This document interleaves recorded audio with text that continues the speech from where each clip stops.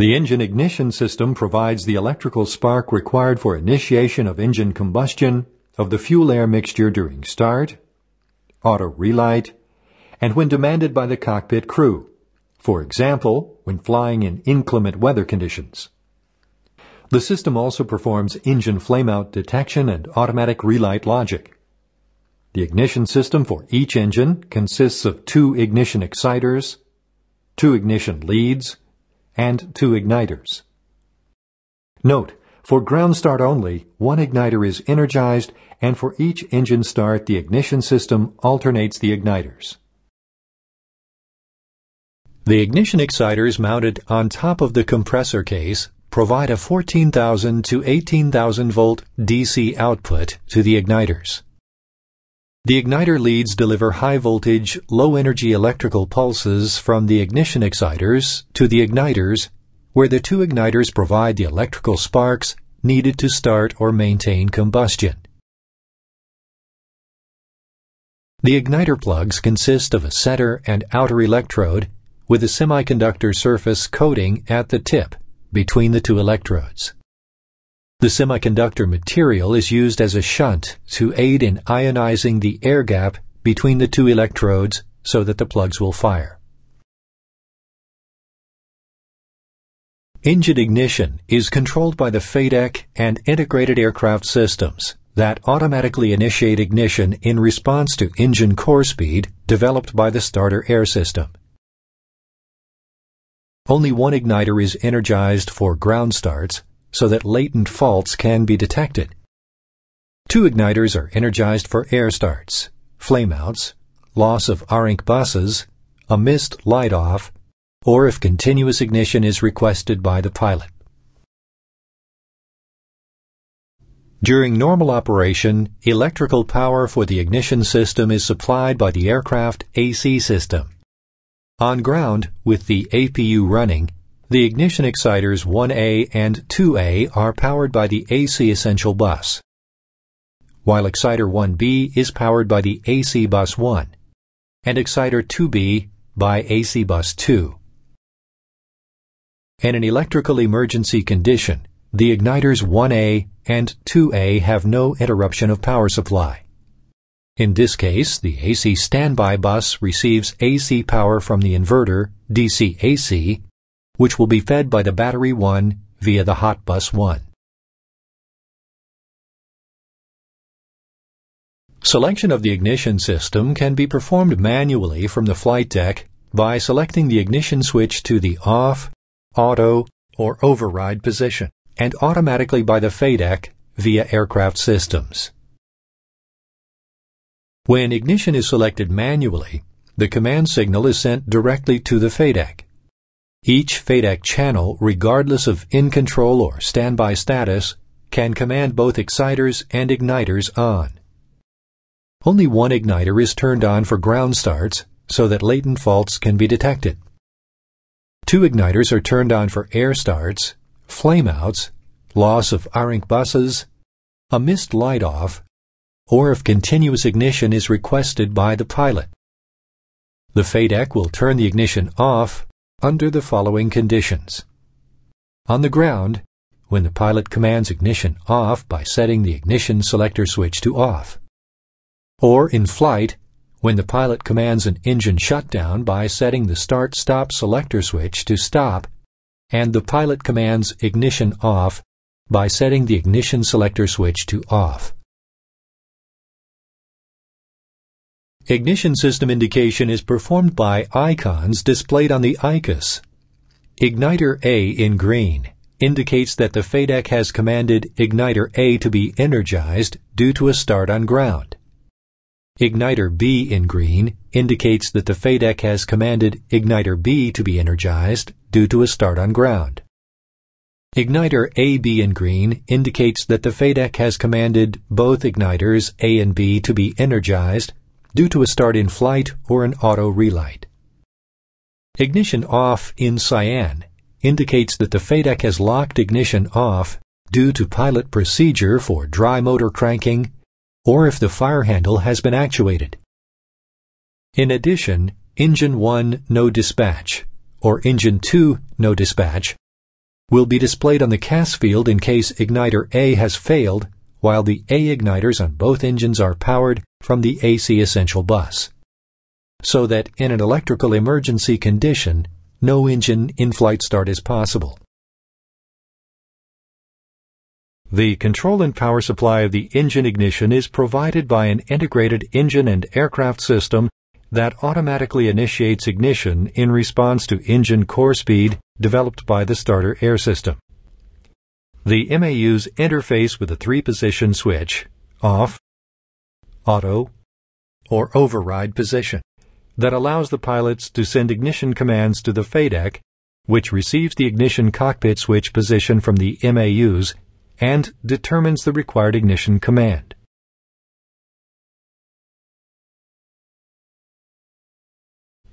Each FADEC channel, regardless of in-control or standby status, can command both exciters and igniters on.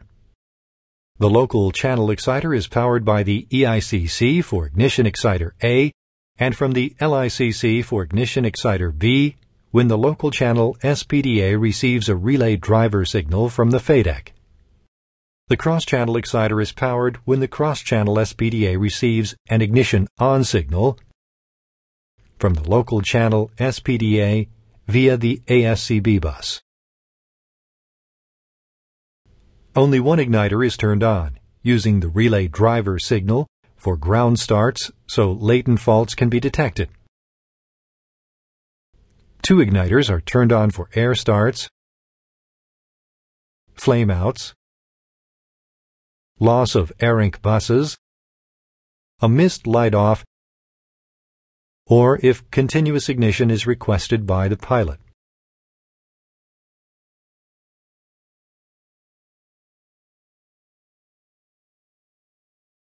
The engine air system conducts air from and through the engine for aircraft pneumatic and anti-icing system use, engine compressor control, nacelle sealing, and engine cooling purposes.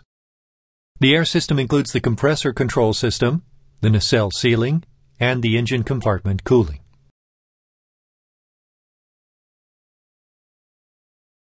The engine build-up unit air management system basically comprises three major ducts. One delivering airflow coming from the compressor fifth stage, called the LP, low pressure line, and one coming from compressor ninth stage, called the HP, high pressure line. These two ducts form a combined manifold that is connected to the pylon. Engine cooling includes both internal and external cooling. Engine external cooling consists of both the fan and core compartments cooling. In addition, dedicated plumbing is provided for FADEC internal cooling requirements. Two NACA scoops that are located on the upper surface of the inlet outer barrel provide fan compartment cooling.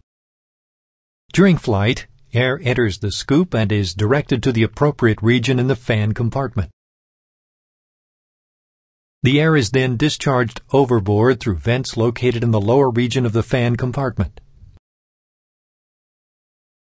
The core compartment is cooled with fan air.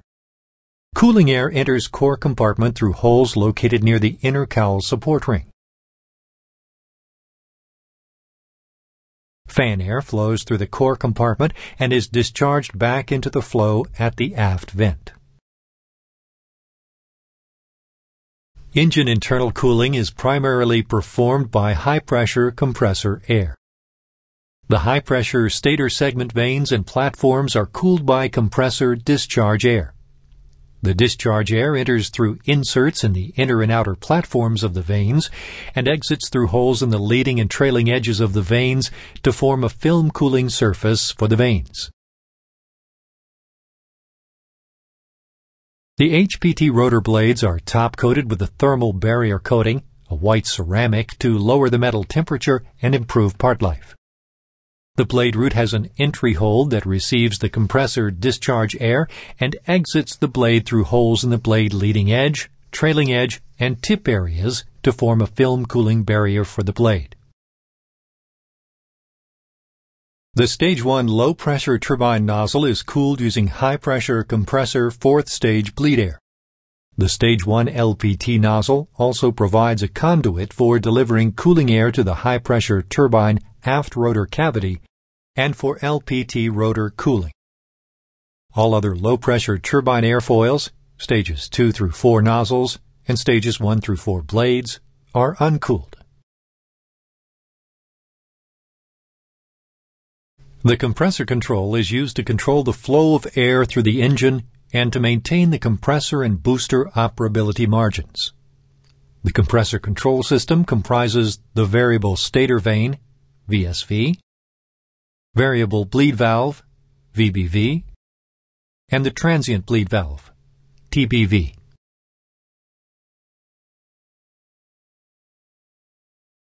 The variable stator vane, VSV, actuation system varies the angle of attack of the variable compressor stator vanes to maintain a smooth, turbulence-free airflow through the compressor rotor at all engine operating speeds, temperatures, and altitudes by means of two VSV actuators that are mounted on two sides of the forward compressor stator case.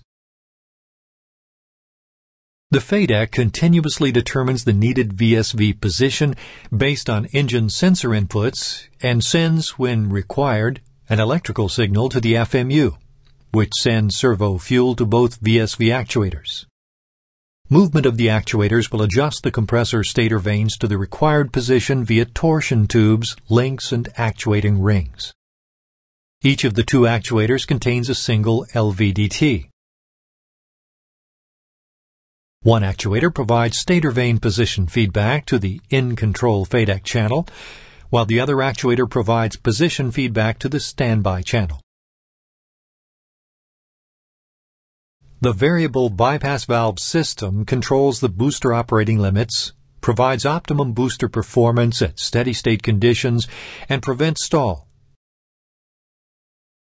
The system consists of two VBV actuators which operate via adjustable links, bell cranks and actuating rings, 10 VBV doors that open to bleed excess booster discharge airflow or close to allow zero bleed. The VBV system is controlled by the FADEC and operates from idle, doors open, to takeoff power, doors closed.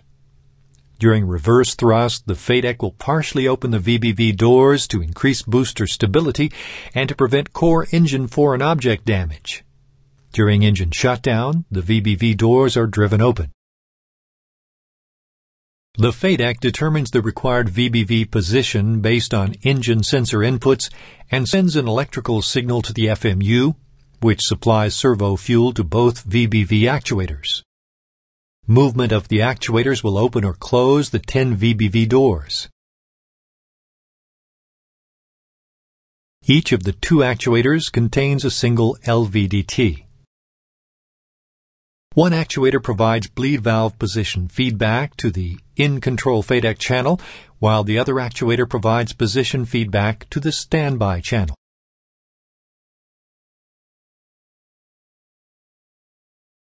The transient bleed valve, TBV, system bleeds air from the compressor rotor to provide compressor stall margin. Using aircraft and sensor inputs, the FADEC uses fuel metering valve servo fuel to open the transient bleed valve during engine starts and during engine transients to protect the engine stall margin. When the transient bleed valve is commanded open, compressor discharge air is exhausted overboard into the exhaust nozzle. Dual LVDTs attached to the valve provide position feedback to each FADEC channel.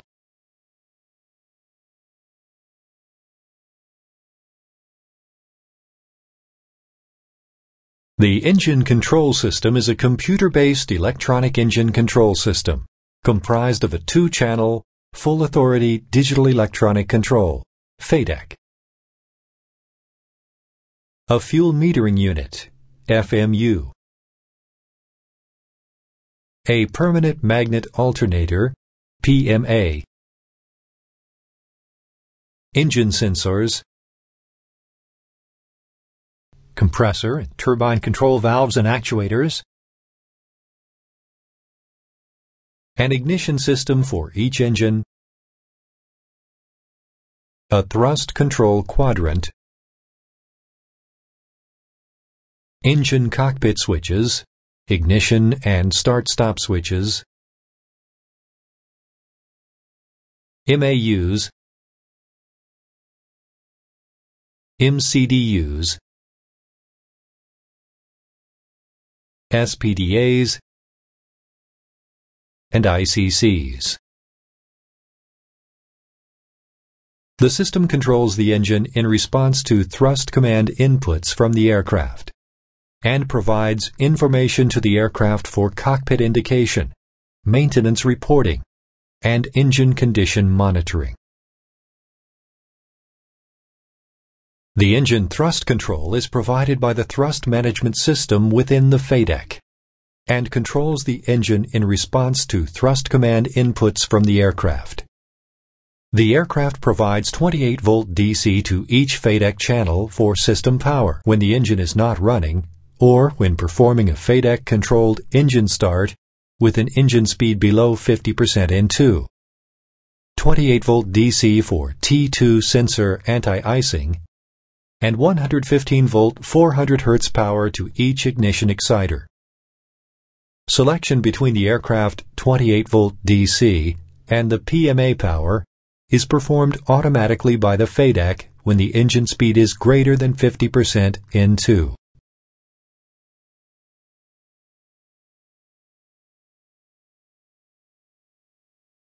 The engine monitoring function is also performed by the FADEC by monitoring inputs from various sources and by performing tests for failures and over-limit conditions. The FADEC supplies ARINC 429 outputs of engine parameters and status to other aircraft avionics and supplies information to aid in detection, reporting and storing of faults, engine dispatch level and exceedance information, and data for trend data records. The FADEC will perform diagnostics on its input data to determine if any failures exist. If a failure exists, and if the failure is one that the pilot should be aware of, a message or indication will be displayed. The Central Maintenance Computer, CMC, will log the fault message for display when accessed by maintenance personnel. The CMC will try to correlate the ICAS messages with FADEC fault messages, so that the maintenance crew can use the CMC troubleshooting manual to interpret fault indications from the FADEC and determine the appropriate line removable unit, LRU, that has failed. A limited number of faults will be stored in the FADEC non-volatile memory, but this data is only available by directly accessing the FADEC using portable test equipment.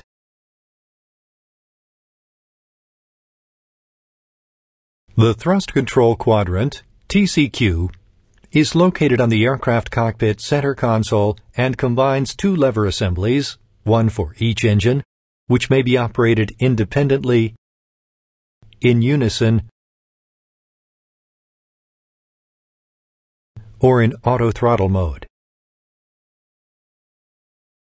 The Thrust Control Quadrant, TCQ, contains the following main components: the thrust control levers, the thrust control quadrant case, the thrust lever angle dual-channel RVDTs, which provide lever position signals to the FADECs, the electrical idle stop solenoid, the aircraft system's micro switches set, 6 per lever, the takeoff go-around switches, the autothrottle disconnect switches, and the autothrottle servo system. The thrust lever is equipped with a mechanical trigger assembly, which is used to enable movement of the thrust lever past a detente position to the thrust reverse range. The full travel of the thrust levers is 82.0 degrees, divided into 5 settings, which provides RVDT's output signal corresponding to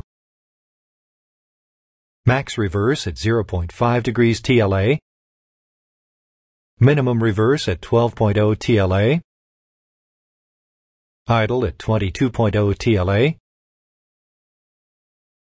takeoff go-around at 75.0 degrees TLA, and max power at 82.0 TLA. These 5 settings are also identified and illuminated on both sides of the thrust control quadrant. The thrust control quadrant case is provided with 2 soft detents, grooves, one at takeoff go-around, 75.0, and the other at minimum reverse, 12.0. The max reverse position is achieved by pulling the thrust lever against a spring. Positive adjustable stops are provided at the max and max reverse positions to limit the movement of the thrust levers. Thrust levers are capable of unrestricted forward movement from idle to max power.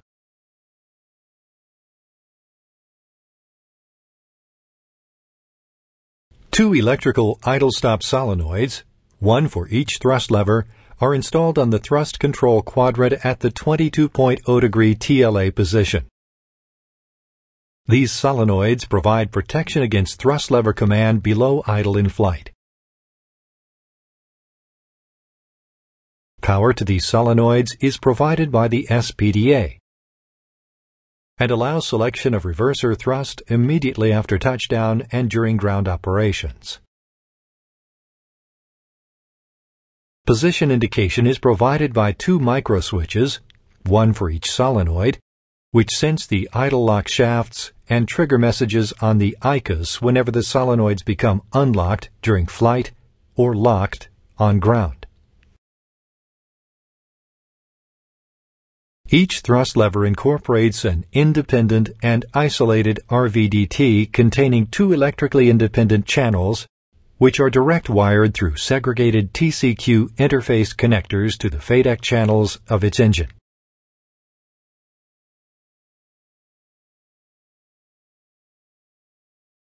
The thrust control quadrant provides a set of 6 microswitches per lever.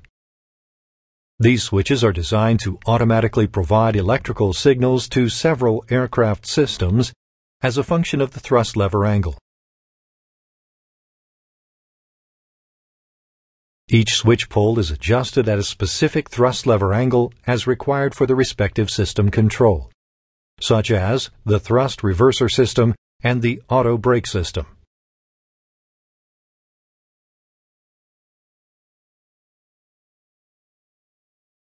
The takeoff go-around switches are mounted on each thrust lever to enable the pilot to manually generate a takeoff go-around signal. They are momentary push-button, single pole, single throw. The AT disconnect switches on each thrust lever enable the pilots to manually switch off the auto throttle system. The auto throttle servo drive with associated control electronics is provided for each lever. The servo drive features a motor and gearhead combination to provide required force to operate each lever. The autothrottle system controls the servos via the control electronics. The system consists of 2 motor controller units, MCU, and 1 signal control unit, SCU, which transmits via RINC 429. A slip clutch between thrust levers and servo drive allows pilots to reposition thrust levers without shutting off AT function. The levers return to the last AT position when pilot effect is removed.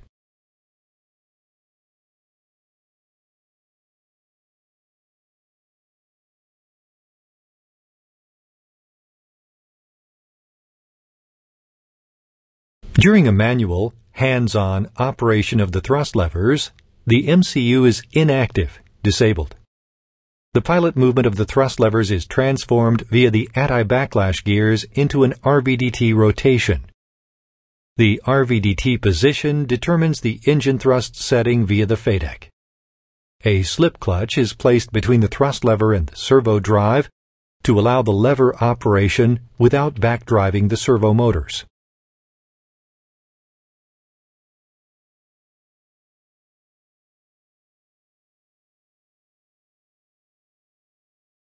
In the autothrottle mode, the MCU is enabled, and its action is controlled by the AT system located inside the MAU via the SCU. The MCU requires two valid signals to operate: the enable signal and the velocity with direction signal. As long as these two valid signals are available, the MCU seeks to achieve the commanded speed by closing the loop on the motor Hall effect sensor. The motor speed is transmitted to the AT system, MAU, via the SCU.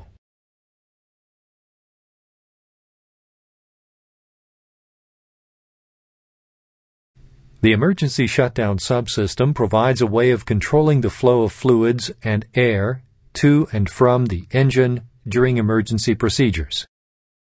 In an emergency situation, the pilot can stop the engine immediately by pulling the fire handle. This action stops the fuel flow to the engine and also stops the flow of the hydraulic fluids and pneumatic air from the engine to the aircraft systems. Pulling the related fire handle will stop the engine in an emergency situation.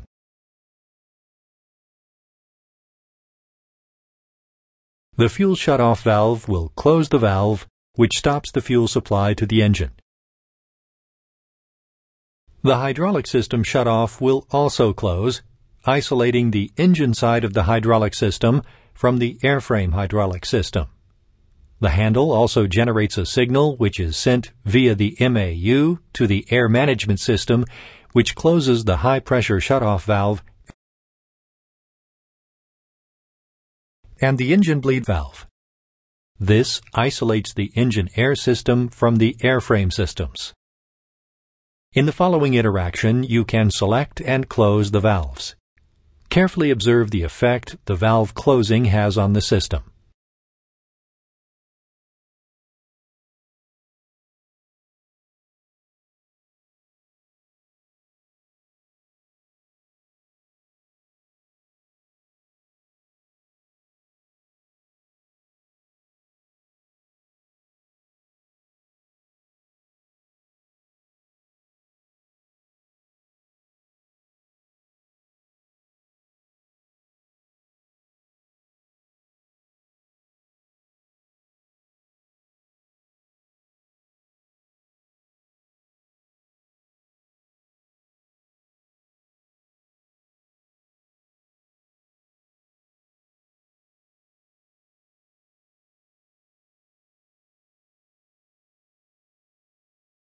The N1 is a primary engine instrument and is displayed to the crew as a dial, pointer, and digital readout for each engine.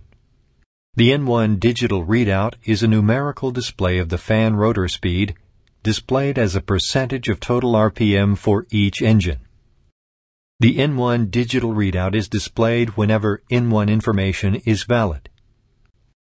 The N1 dial provides a graphical representation of the current N1. The N1 for each engine is indicated by a rotating analog pointer. The dials display pie-shaped shading in the area between the 0% position of the scale to the current pointer position. There are two arc segments that make up the N1 dial. Segment 1, 0% to N1 red line, represents the normal range of N1. And segment 2, red line and all positions higher, is the red range of N1. In the event of a loss of N1 signal, N1 pointer is removed from the display.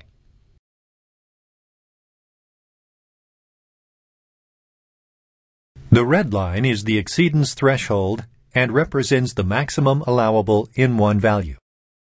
The N1 reference arc displays the difference between the actual N1 value and the requested N1 value applied by the thrust lever position. The N1 wing anti-ice WAI bug is displayed on the outside of the N1 dial.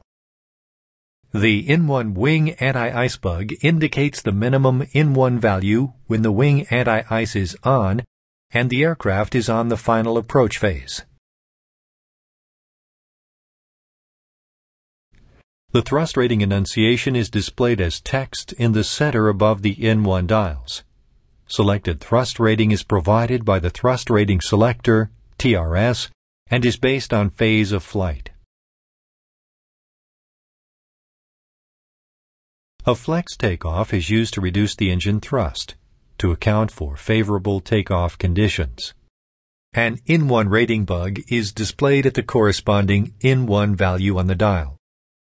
Takeoff thrust ratings are selected via the MCDU on the Takeoff Dataset menu page. The flex temperature limits thrust to a value less than the active takeoff rating if the flex takeoff option is selected on and a flex temperature is set to a value greater than the takeoff temperature, pilot inputs. Flex temperature is displayed between the in-1 dials below the ATTCS status enunciation. Flex temperature is selected via the MCDU on the Takeoff Dataset menu page. The max thrust is the maximum allowable in-1 value that can be selected moving thrust levers to the max position. Max thrust is displayed for each engine as a tick mark on the in-1 dial. The maximum in-1 value will always be lower than the in-1 red line. When ATTCS is enabled or armed, it is enunciated with the label ATTCS above the in-1 dials. If ATTCS is active, in case of an engine failure, the ATTCS enunciation is removed from the display and TO1 RSV, TO2 RSV, TO3 RSV, or GA RSV are shown. When an engine is shut down by crew action, the engine shutdown enunciation off is displayed in the center of the in-1 dial for the affected engine. When an engine flames out or is shut down without crew action, the engine shutdown enunciation fail is displayed in the center of the in-1 dial for the affected engine, and a caution CAS message is displayed. The thrust reverser enunciations are displayed under the in-1 dials whenever the thrust reverser is not stowed. This is shown with the enunciation REV. An amber REV enunciation if the thrust reverser is transitioning from one state to another, stowed to or from deployed. The enunciation is displayed in red inverse video in case of an inadvertent deployment in the air, and a CAS message will be displayed. The ITT is a primary engine instrument and is displayed to the crew as a dial, pointer, and digital readout for each engine. The ITT readout is a numerical display of the inter-turbine temperature for each engine, displayed in degrees Celsius. The ITT dial provides a graphical representation of the current inter-turbine temperature. ITT for each engine is indicated by a rotating analog pointer. The dials display pie-shaped shading in the area between the beginning of the scale to the current pointer position. The ITT red line represents the maximum ITT for the certified thrust rating modes. The lengths of the arc segments on the ITT dial and the location of the red line tick mark vary depending on the red line data provided by the FADEC. The ITT amber line is the limit that corresponds to the maximum continuous ITT limit. The ITT amber line is displayed on the ICUS only in flight after the end of the takeoff phase. The engine fire enunciation indicates detection of an engine fire condition for the engine. The igniter enunciations indicate the various states of the igniters for each engine. The label A and or B or off enunciations are displayed under the IGN label. The possible enunciations are IGN A indicates igniter A has been commanded on. IGN B indicates igniter B has been commanded on. IGN A B indicates igniters A and B have been commanded on. IGN off indicates igniter locked off. The N2 is displayed as a digital readout for both engines. If the N2 value is invalid or outside of the displayable range, the N2 digital readout is replaced with 3 dashes. For each engine, the WML enunciation is displayed when conditions of an engine flameout is detected and the engine has not been returned to its running condition. The fuel display consists of digital readouts for left and right fuel flow, left and right fuel tank quantities, and total fuel quantity. The units for fuel are pounds or kilograms as determined by aircraft configuration. This is not crew selectable. The fuel flow in kilograms or pounds per hour is displayed for both engines as digital readouts directly under the N2 display. If the fuel flow data is invalid or outside of the displayable range, the readout is replaced with 3 dashes. The Integrated Engine Vibration Monitoring System indication on the ICUS consists of one indicator for each engine and is divided into an LP and an HP scale. The LP indicator represents the N1 rotor and the HP indicator represents N2 rotor. The indication will be shown in green from 0 to 3.9 and in amber from 4 to 5. In case the integrated engine vibration monitoring values are higher than 5, the maintenance computer and flight data recorder will be able to continue recording vibration levels up to 10 units.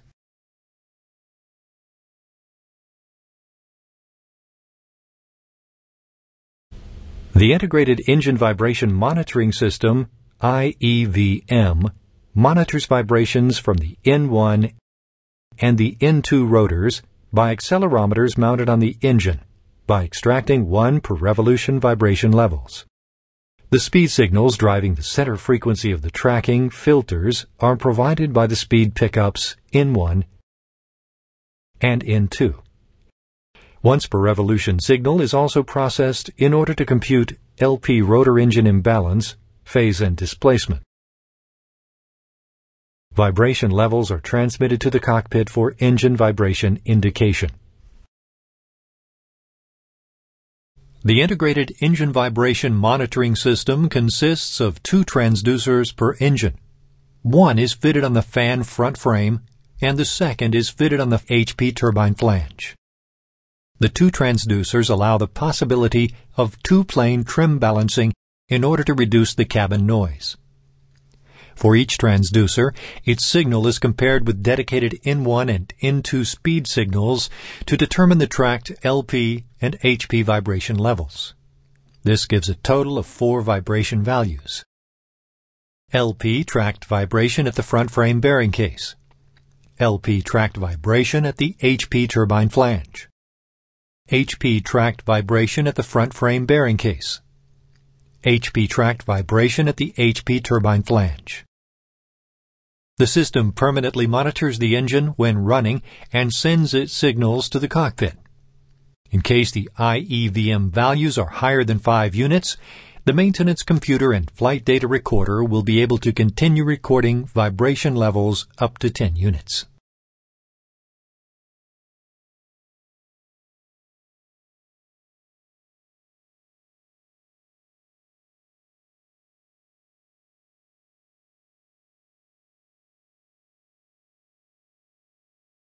The exhaust system of the engine discharges the primary and bypass air from the propulsion system. The exhaust system includes the nozzle and the thrust reverser system. Primary air is the air that enters the engine near the fan blade platform, continues through the low-pressure axial booster, the high-pressure compressor, the combustor, the high and low-pressure turbines, and then is accelerated and exhausted to atmosphere through the primary nozzle. The inner wall of the primary nozzle and the outer wall of the center body form the primary nozzle flow path. The bypass air, discharged from the outer portion of the fan, is approximately 4/5 of the total airflow, bypasses the core engine, and flows through the thrust reverser to atmosphere. In the forward thrust mode, this bypass air is accelerated and exhausted aft to atmosphere by the fan nozzle, which is the duct of the thrust reverser, formed by the inner wall of the thrust reverser's translating cowl and the outer surface of the inner fixed structure. In the reverse thrust mode, the transcowls are deployed aft to block the fan nozzle. The fan air is then directed radially outward through the cascades exposed by the translating cowl, which directs the fan air toward the front of the engine.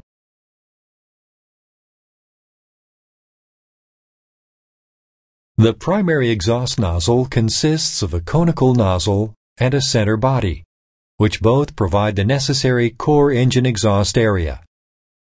The nozzle trailing edge is scalloped to assist in mixing the fan and core flows, which helps to reduce exhaust noise.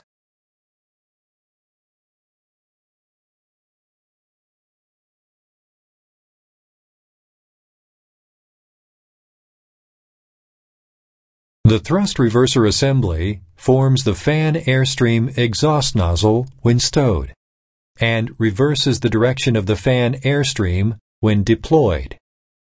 It has two halves that are hinged to the aircraft pylon at the top, and latched together at the bottom to permit opening the thrust reverser for engine access or removal. Both the fixed structure and the transcowl halves are latched together. Each thrust reverser half forms the inner and outer surfaces that direct the fan airstream and contains the translating cowl cascades, actuators, and necessary structural components. When deploying, the translating cowl is driven aft, blocking the fan air passage and exposing the cascades that direct the fan airstream outward and forward.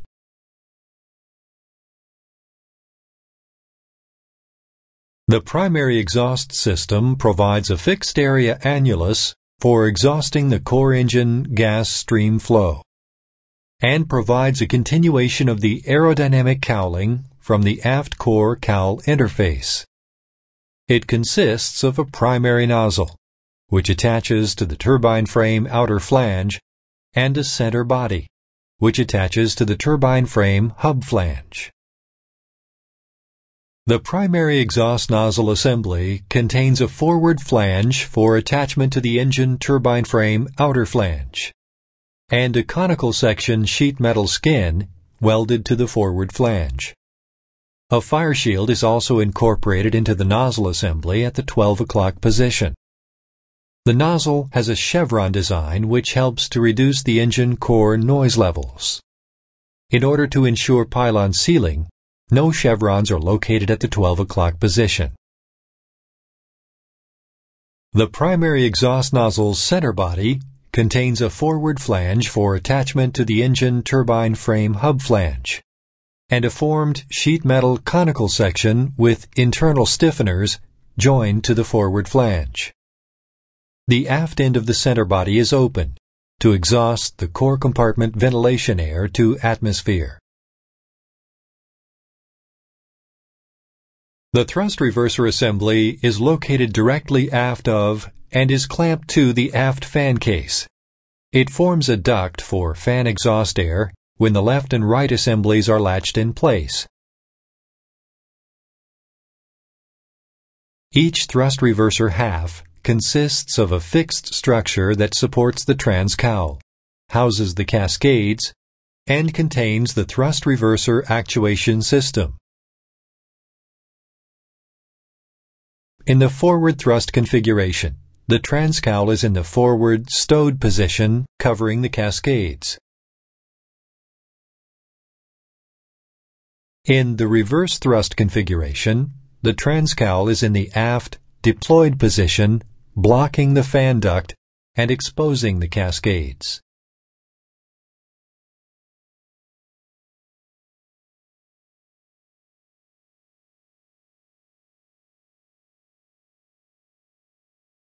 Each transcowl is attached to its fixed structure half by an upper and a lower rail and the actuators, and is connected together by a set of two latches at the 6 o'clock position. The thrust reverser system is used to deflect and redirect the fan airstream so as to create a reverse thrust component. The thrust reverser set is composed of left and right-hand assemblies latched together at the 6 o'clock position that form the fan exhaust nozzle for forward thrust operation. The assemblies have a translating cowl that moves aft when commanded by the thrust lever, resulting in a redirection of the fan airstream during reverse thrust operation. Each thrust reverser half is operated by two hydraulic actuators pressurized by the aircraft hydraulic system. The actuators extend when reverse is selected and drive the transcowl aft along tracks on the upper and lower beams of the thrust reverser fixed structure. Appropriate interlocks and position sensors, which indicate the position of the transcowl to the flight crew, are incorporated in the system. The thrust reverser actuation system positions the translating cowls of the thrust reverser in response to commands from the Full Authority Digital Electronic Control, FADEC, and Aircraft Electrical Circuit. The thrust reverser actuation system, TRAS, is a synchronized linear hydraulic actuation system that utilizes the aircraft hydraulic supply to deploy and stow the translating cowl during engine reverse thrust operation. The thrust reverser actuation system has two operational positions: cowls stowed and locked, forward thrust position, and cowls deployed, reverse thrust position. The thrust reverser actuation system consists of the following major components: two synchronized locking actuators, two synchronized non-locking feedback actuators, one isolation control unit, ICU, one directional control unit, DCU, one electro-hydraulic cowl lock, one set of three synchronizing cables, the manual drive assembly, and the flex tube assembly. Each thrust reverser translating cowl has two actuators, one SLA and one SFA, to move the cowl between the deployed and stowed positions. A flexible sync shaft runs between the actuators to synchronize the actuator movements. One actuator on each thrust reverser half is equipped with a lock mechanism, while the other actuator has a position feedback sensor, LVDT, that provides the position of the transcowl to the FADEC. One isolation control unit and one direction control unit control all four actuators. The isolation control unit isolates the thrust reverser system from the aircraft hydraulic supply, while the direction control unit provides hydraulic control of the actuators and cowl lock. The thrust reverser is controlled from the cockpit through a thrust reverser control integrated into the thrust control quadrant, TCQ. The TCQ allows the thrust reverser to be deployed or stowed by hydraulic actuators mounted in the thrust reverser. The FADEC receives various inputs such as weight on wheels, wheel speed, and thrust lever angle from the aircraft systems, and activates the ground relays when all signals are correct for reverse thrust. Once the thrust lever is retarded into the reverse range of the quadrant, the cowl lock and DCU are energized, which enables the thrust reverser to be deployed.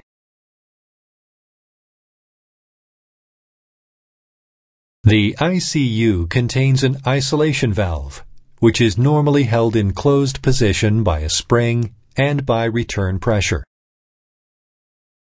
The isolation valve is moved by the normally closed simplex solenoid valve, which then directs pressurized oil to the pilot area of the spool, positioning the valve so that pressurized oil is allowed into the rest of the system. For engine maintenance, the valve may be locked in the closed position by an inhibit lever. The lever positions a stop for the valve and may be locked in both states by a pip pin. The direction control valve has two positions, stow and deploy. The valve is normally held in the stow position by a spring and by return pressure.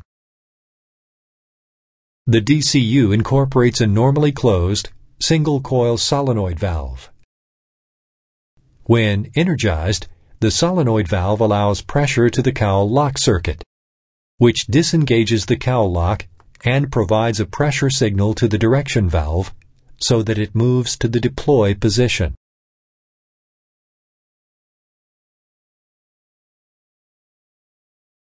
The two translating cowls are actuated by two synchronized locking actuators and two synchronized feedback actuators. All four actuators are synchronized by three flexible shafts located inside two sync tubes and one flex tube. The synchronized locking actuator, SLA, has an internal lock mechanism that can be released by a manual unlock handle. The synchronized feedback actuator, SFA, has no internal lock but is in design and construction similar to the locking actuator. The SFA has a feedback mechanism consisting of a linear voltage displacement transformer, LVDT, actuated by a rod attached to the lead screw, which provides the indication of the actuator extension. When the thrust reverser system is in the de-energized state, the actuators are at rest in the flush, stowed position. All electrical signals are removed and all locks are engaged. Clearance in the cowl lock ensures it is unloaded during normal operation. The ICU isolates the hydraulic supply so that all system components are at return pressure. The thrust reverser deploy sequence has two distinct phases, overstow and extend. When the thrust lever is selected to the reverse position, simultaneous electrical signals are sent to release the electro-hydraulic cowl lock solenoid and to operate the ICU and DCU solenoid valves. Movement of the isolation solenoid valve initiates three actions. Pressure is directed to the DCU. Pressure is directed to the retract area of all actuators. And a pressure on signal is generated by the ICU pressure switch. When pressure is applied to the rod ends of the actuators, they retract to the overstow position where the cowl lock and actuator internal locks may be released. The DCU solenoid valve directs fluid to the cowl lock circuit. As pressure increases, the electro-hydraulic cowl lock releases and allows pressure to the DCU control valve spool.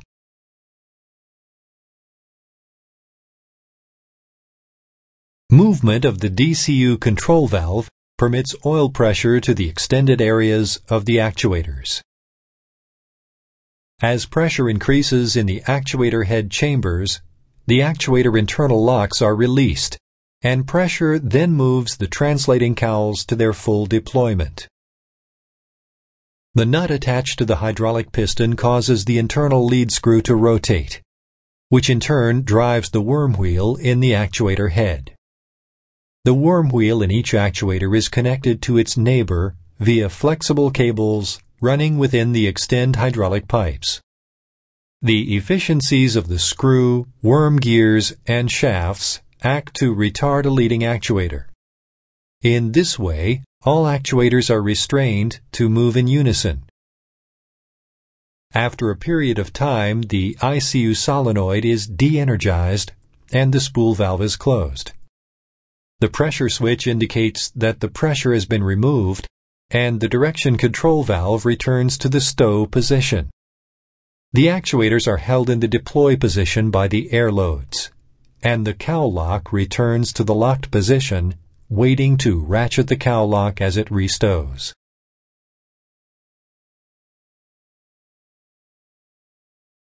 To stow the cowls, the DCU and electro-hydraulic cowl lock solenoids are de-energized. After a time delay, the ICU solenoid is energized. The control valve moves into the stow direction by hydraulic pressure and assisted by spring pressure, allowing hydraulic pressure to the stow side of the actuators, allowing deployed hydraulic pressure to return. The cowl lock circuit depressurizes, and the electro-hydraulic cowl lock returns to the locked state, automatically re-engaging as the cowls are retracted to the stowed position. After the thrust reverser is stowed, the ICU solenoid is then de-energized, which returns the system to the de-energized state.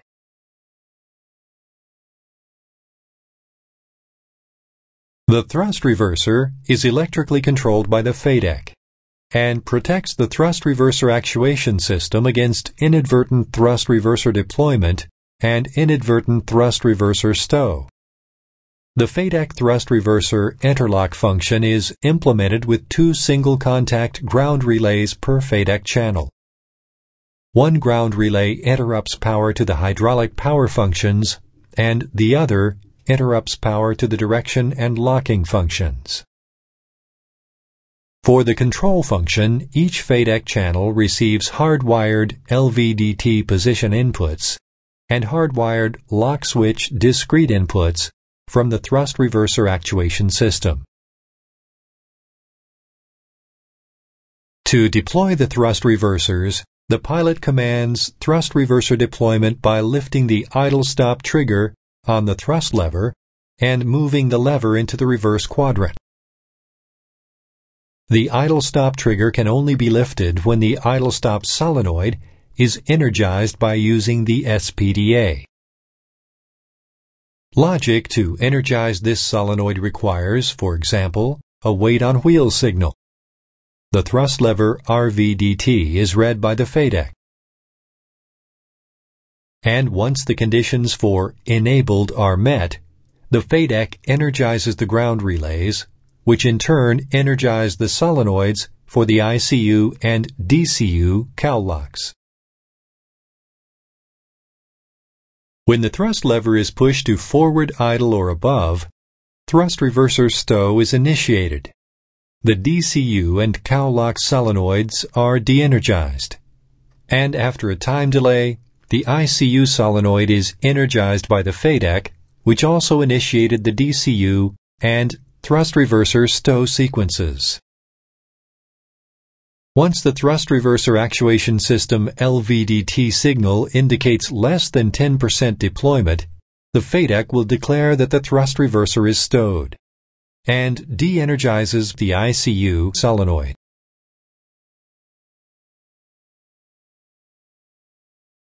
The purpose of the engine oil system is to provide lubrication and cooling to the turbine engine main shaft bearings and the accessory gearbox bearings. The engine oil system can be divided into the following subsystems: the oil pressure system, the oil scavenge system, the oil vent and sealing system, and the oil indication system. Each engine has an independent lubrication supply system which contains an engine-driven positive displacement vane-type pump to supply oil to the various engine components requiring cooling and lubrication.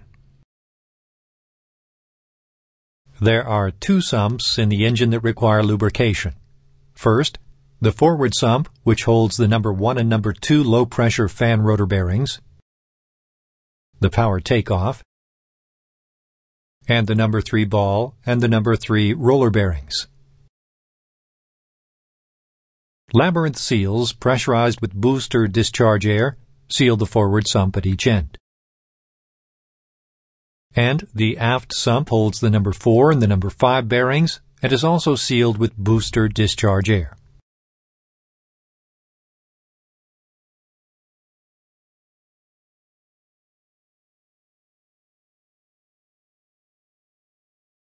The engine lubrication system contains the following main components: an oil tank, a combined oil level sensor and oil temperature sensor, the fuel oil cooler, the servo fuel oil heat exchanger, the lube and scavenge pump, the electrical chip detector, the oil filtration module, the oil filter impending bypass sensor, the oil pressure transmitter, the low oil pressure switch, and the oil service panel. The oil tank is a cast housing and is mounted on the fan case at the 3 o'clock position. It includes a gravity fill port with filler cap, a sight glass for visual oil level indication, a drain plug, and an oil level temperature sensor. The oil tank total capacity is 16.7 liters, 17.6 U.S. quarts, an expansion area of 1.9 liters, 2 U.S. quarts, and a usable oil capacity of 9.5 liters, 10 U.S. quarts. All lubrication oil must pass through a disposable filter contained in the filter module. The module incorporates both a filter bypass valve to limit excessively high filter differential pressure and a cold start relief valve to bypass high viscosity oil in a low temperature condition. The filter impending bypass switch monitors the differential pressure between the lubrication filter inlet and the lubrication filter discharge. It provides a discrete electrical output to the aircraft MAU when the filter is contaminated. The MAU sends a signal to the ICUS to alert the flight crew. The servo fuel oil heat exchanger is located on the fan case aft of the oil tank. The servo fuel oil heat exchanger uses heat from the engine lubrication oil to increase the temperature of the fuel before it goes to the servo elements in the fuel metering unit to prevent ice in the servo system. The main fuel oil heat exchanger is located on the fan case at 2 o'clock just above the oil tank. It decreases the temperature of the engine oil and increases the temperature of the FMU fuel. The lube and scavenge pump is a rotary vane type pump. The pump shaft is driven by the accessory gearbox and provides oil flow at any time the core engine is turning. The lube and scavenge pump delivers oil under pressure to the engine bearings and gears and then recovers the oil for reuse. The electrical chip detector is designed to trap magnetic particles that are suspended in the scavenge oil. This is accomplished with the use of a permanent magnet immersed in the scavenge oil flowing from the lube scavenge pump, returning to the oil reservoir.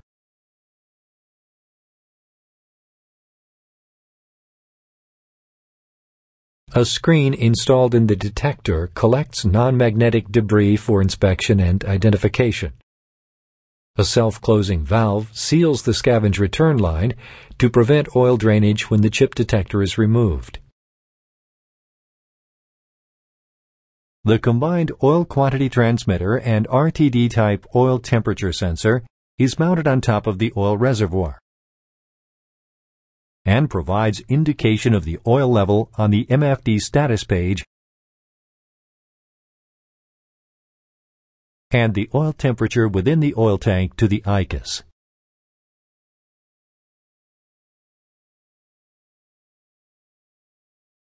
In order to indicate the oil level, the transmitter incorporates a number of reed switches.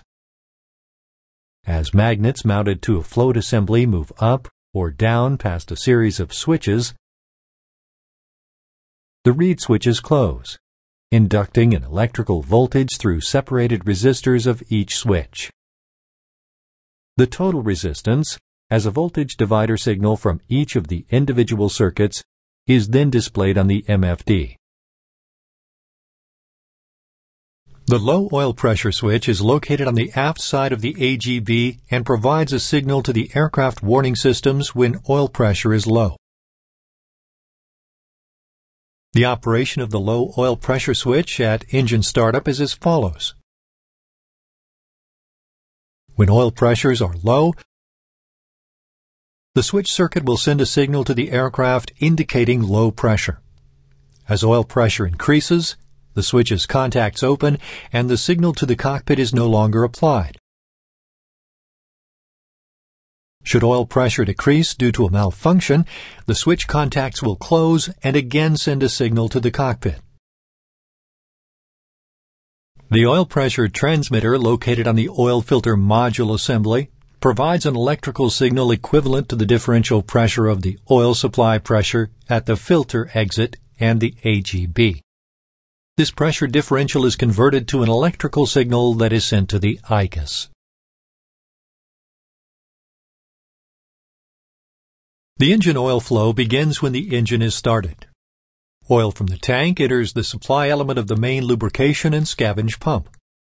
From this pressure element, the oil passes through the filter module where the oil is filtered. From the oil filter, the oil flows to the servo fuel oil heat exchanger and main fuel oil heat exchangers that cool the oil. After leaving the heat exchangers, the oil flow divides into several circuits that lubricate the front and aft sumps, the AGB, and the transfer gearbox.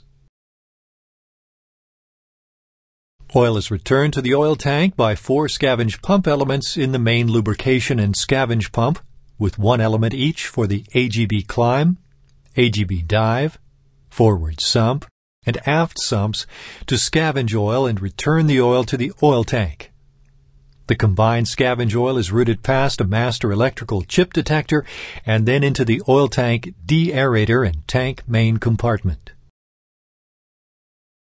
The engine oil system can be monitored on the ICUS and MFD status page.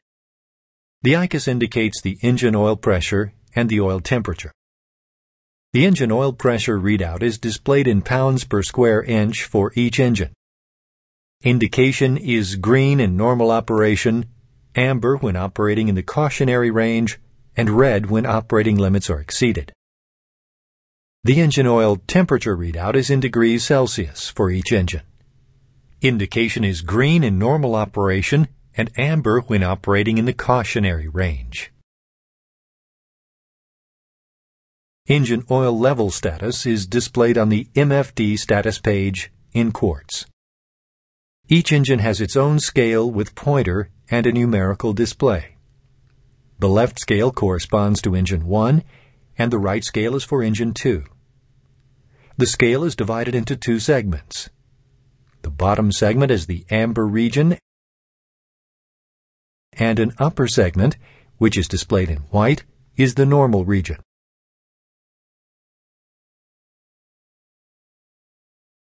The engine starting system is designed to provide sufficient rotor speed to initiate combustion light-off and to obtain self-sustaining engine propulsion.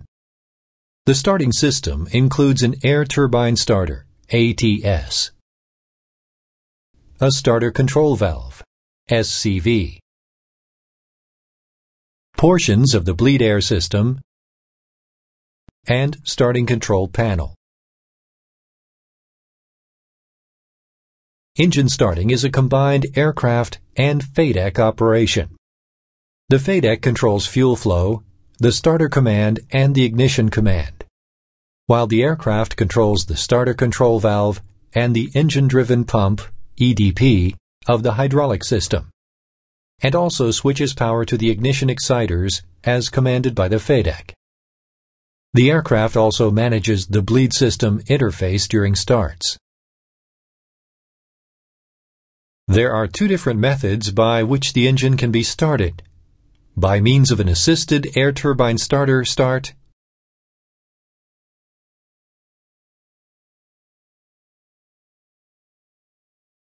or an unassisted windmill start.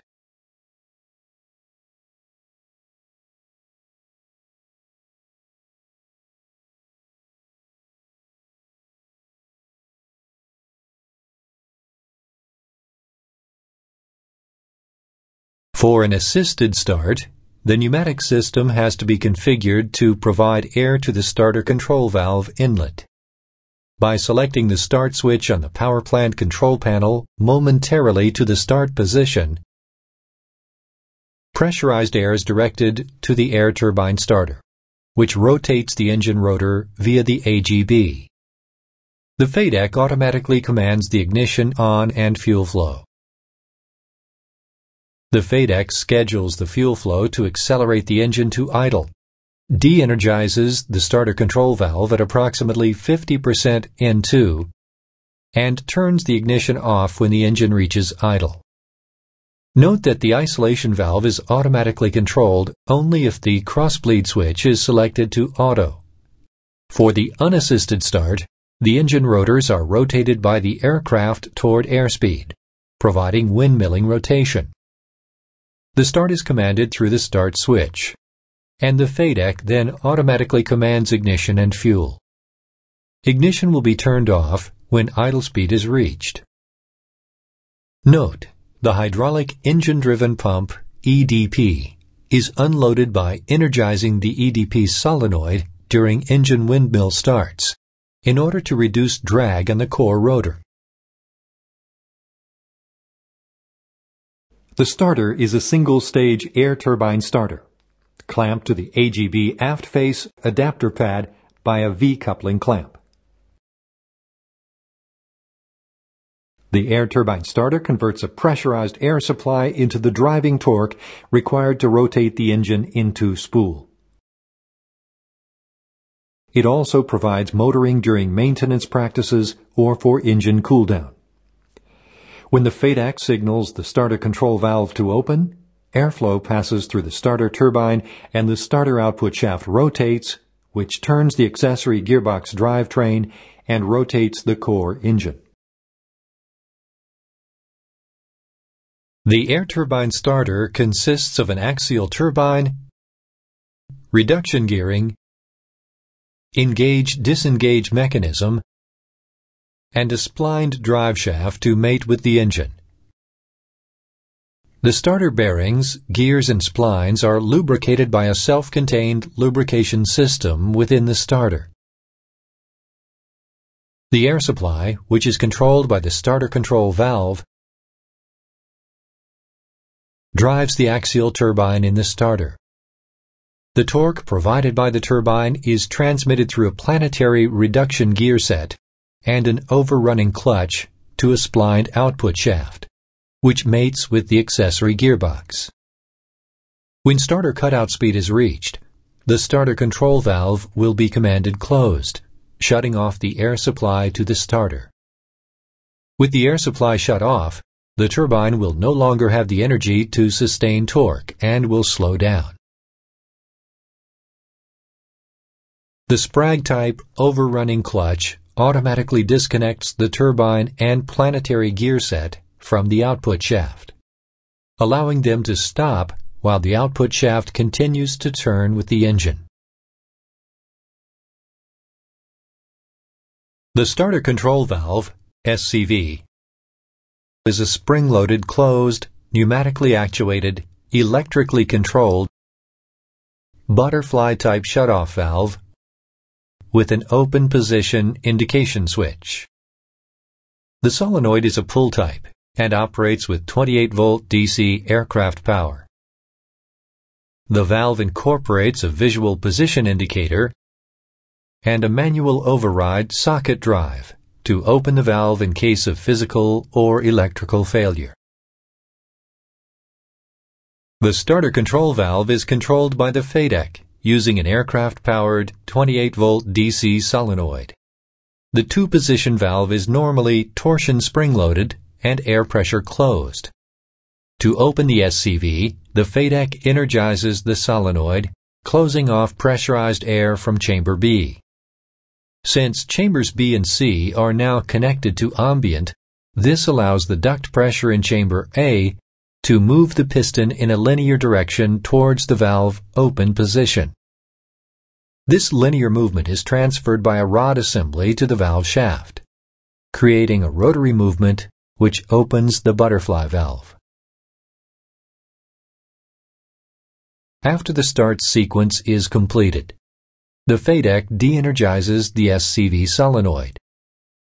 Duct air pressure assisted by torsion spring pressure now acts on the piston to move the piston in a linear direction towards the closed position. This linear movement is transferred into a rotary movement, which closes the butterfly valve. The start and stop sequence is initiated by the stop-run-start selector switch on the power plant control panel. The stop position is used to shut down the engine or to stop dry motoring. By moving the switch momentarily to start and releasing it back to run, the automatic engine start sequence is initiated. Or if the ignition switch is selected to off, motoring can be commanded. Do not keep the switch in the start position for more than 3 seconds, or the FADEC will stop the start sequence and shut down the engine.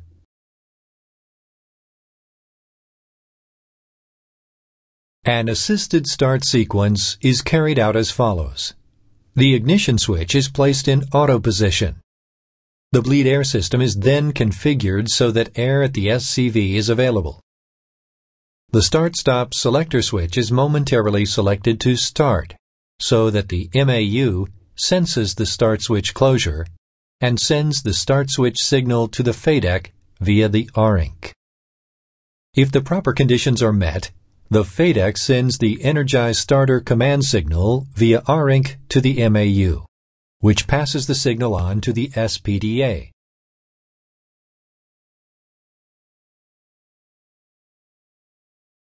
Which energizes the starter control valve solenoid.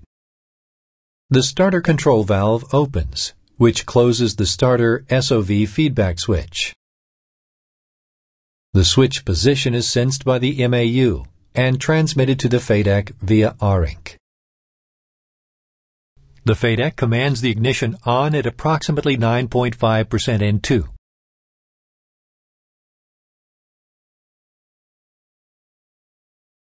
And the fuel metering valve to open at 19.1% N2. For in-flight starts, the FADEC will open the metering valve when N2 is greater than 19.1%, or after 15 seconds when N2 is not reached 19.1%. The FADEC will schedule the fuel flow to accelerate the engine to idle and will de-energize the SCV at approximately 50% N2. Ignition will be turned off when the engine reaches idle. Note, the maximum allowable internal turbine temperature for engine start is 815 degrees Celsius.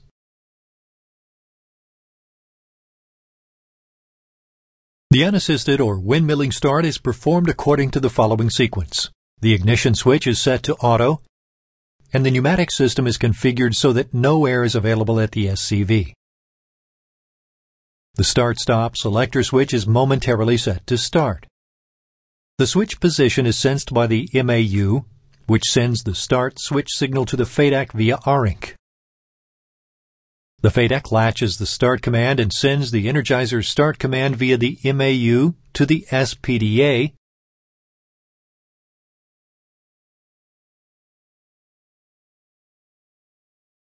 that energizes the starter control valve. Since no pneumatic pressure is available, the starter control valve does not open. This information is given from the SOV feedback switch via the MAU to the FADEC. The FADEC recognizes that the SCV remaining closed after the open demand is an indication that an unassisted start has been requested. The FADEC recognizes that the SCV remaining closed after the open demand is an indication that an unassisted start has been requested. The FADEC automatically commands ignition and fuel flow at 6.9% N2 or after 15 seconds if 6.9% N2 is not yet reached. The FADEC will schedule fuel flow to accelerate the engine and turn off ignition as idle speed is reached. The FADEC start protection logic provides automatic hot, hung, and no-light start protection with the aircraft weight on wheels. Hot and hung start protection is inhibited in the air so that the FADEC cannot prevent an in-flight start. The hot start protection will terminate the start when ITT rises above 815 degrees Celsius during a ground start by closing the fuel metering valve and shutting off ignition. The FADEC will not de-energize the starter driver in this case to allow immediate engine cooling by motoring. To terminate motoring, the stop-run-start switch has to be moved to stop. Engine restart is allowed when ITT is below 120 degrees Celsius. The hung start protection will terminate the ground start when the engine has lit off but N2 dot, the N2 rate in percent N2 per second, goes nearly to zero before idle is reached, by closing the fuel metering valve and shutting off ignition. The FADEC will not declare a hung start if light off has not been detected, because the engine might be motored. In flight, the FADEC will not provide hung start protection. The no light off protection will, like the other protections, terminate start on ground only. If no light off is detected, the FADEC will terminate the start by closing the fuel metering valve, shutting off ignition, and de-energizing the starter driver. The engine can be dry motored either for maintenance reasons or automatically if the residual internal turbine temperature before engine start is above 120 degrees Celsius. To perform a dry motoring, the ignition switch has to be selected to off. The thrust lever has to be in idle position. If the start-stop switch is selected to start and released to run with electrical power and pneumatic system available, the engine will dry motor until the start-stop switch is selected to stop. The first dry motoring is limited to 90 seconds, with a cooling period of 5 minutes afterwards. And then another 4 30-second dry motorings can be performed with a 5-minute cool down in between. Consecutive starts and motoring are limited by air turbine starter oil temperature. The starter is capable of making 3 consecutive starts of maximum 60 seconds each, with a 10-second cool down between the starts, followed by a 5-minute cool down. The starter is also capable of motoring the engine for 90 seconds, followed by a 5-minute cool down, followed by a 30-second motoring and a 5-minute cool down. The ATS may be re-engaged at any speed up to the starter cutout speed of approximately 50% N2. The FADEC will prevent re-engagement of the starter above 50% N2. If during ground starts no light off is indicated within 5 seconds, or during in-flight starts no light off is indicated within 30 seconds, the start procedure should be discontinued. The start can be manually interrupted for any unusual condition by selecting the stop-run-start switch to stop. The failure should be investigated before the next start. Fuel shutoff to shut down the engine is commanded by moving the stop-run-start selector switch to stop. If stop is commanded on ground, the FADEC shuts down the engine by commanding a test of the overspeed system. This test will be delayed by at least 0.2 seconds to allow the aircraft electrical system to transfer electrical loads from engine-supplied power to aircraft-supplied power. If stop is commanded in flight, the metering valve is closed and a momentary FADEC hardware reset is commanded. The FADEC will only override the stop switch request when the thrust lever is above idle to prevent inadvertent engine shutdown. The stop switch signal is routed directly to FADEC channels A and B, and also through the MAU to the FADEC. If all stop signals have failed, the engine has to be shut down by pulling the fire handle.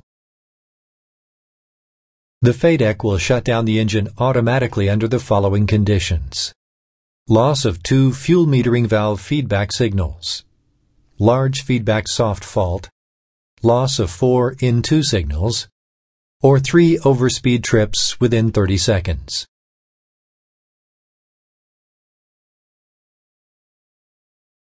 System failures are indicated on the ICUS. The Engine 1-2 starter valve open message indicates that the SCV is not closed when the engine is running. Engine 1-2 fail indicates that an uncommanded engine shutdown has occurred. If the thrust lever is not set to idle during an engine start, the Engine 1-2 TLA not idle message will illuminate. This indicates that the thrust lever should be moved to idle. This message will also illuminate if an engine shutdown is commanded by the stop run start switch when the thrust lever is not at idle position. Further information for troubleshooting is available on the CMC pages.